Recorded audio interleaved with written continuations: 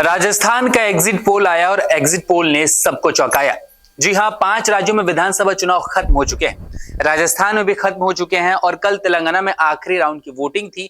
वो वोटिंग खत्म होने के बाद से अलग अलग ऑर्गेनाइजेशंस ने अलग अलग एग्जिट पोल पेश किए हैं, जो ये दर्शा रहा है कि कहीं ना कहीं राजस्थान में इस बार रिवाज टूट सकता है और अशोक गहलोत का जादू एक बार फिर से चल सकता है और उनके जादू से कांग्रेस एक बार फिर से सत्ता में वापसी कर सकती है, जो कि राजस्थान के इतिहास में लगभग दशकों से नहीं हो पाया है।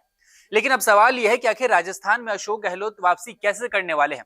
गहलोत को तो मैजिशियन कहा जाता है, जादूगर कहा जाता है, लेकिन कैसे वो वापसी करेंगे इस विधानसभा चुनाव में, कैसे राजस्थान में उनकी सरकार बनने वाली है, क्या है वो जादूगर के 5 मैजिकल फैक्टर्स, हम आपको इस वीडियो में बताने वाले हैं।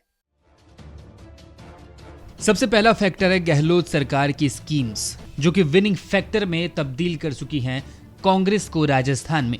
गहलोत जीत के पीछे सबसे बड़ा कारण उनकी चलाई योजनाओं का है। 100 यूनिट फ्री बिजली, ओपीएस स्कीम, चिरंजीवी योजना, सस्ता सिलेंडर, स्कूटी योजना जनता के सिर पर चढ़ के बोला। इन स्कीमों का जादू ऐसा चल रहा था कि बीजेपी समर्थित लोग भी ये कह रहे थे कि बीजेपी को भी ऐसी स्कीम्स का वादा करना चाहिए। कम से कम 2 बड़ी योजनाओं, जिनमें चिरंजीवी और सरकारी कर्मचारियों की ओल्ड पेंशन स्कीम ने मतदाताओं को काफी ज्यादा प्रभावित किया था। बीजेपी अंतिम समय तक खुलकर ओपीएस का समर्थन नहीं कर सकी, जबकि हिमाचल और कर्नाटक में भी उसे ओपीएस की बड़ी कीमत चुकानी पड़ी थी। दूसरा है गहलोत की नई सोशल इंजीनियरिंग। गहलोत अगर जीत रहे हैं तो इनमें उनकी नई सोशल इंजीनियरिंग का भी बहुत बड़ा हाथ माना जा रहा है। गहलोत ये जानकर भी कि सचिन पायलट के चलते पार्टी को गुर्जर वोट नहीं मिलने वाला, इसलिए उन्होंने नए समुदाय पर भरोसा जताया और उनके लिए नई बाजी खेली। उन्होंने मीणा, महिला और महादलित नाम का नया वोट बैंक तैयार किया और इसके हिसाब से काम करना शुरू किया। पूर्वी राजस्थान की 39 सीटों में से पिछली बार सचिन पायलट के मेहनत और उनके नाम के चलते गुर्जर वोट कांग्रेस से जुड़े और कांग्रेस को यहाँ 25 सीटों पर जीत मिली थी। बीजेपी को इस इलाके में सिर्फ 4 सीटें मिल सकी थी। हालांकि गुर्जर हमेशा से ही बीजेपी को वोट देते आए हैं, पर 2018 में सचिन पायलट के मुख्यमंत्री बनाने की आस में कांग्रेस को वोट दिया गया था। बीजेपी के कोशिशों के बाद गुर्जर वोट बीजेपी की ओर जाते दिखे तो मीणा वोट और महादलित का वोट कांग्रेस को मिल गया।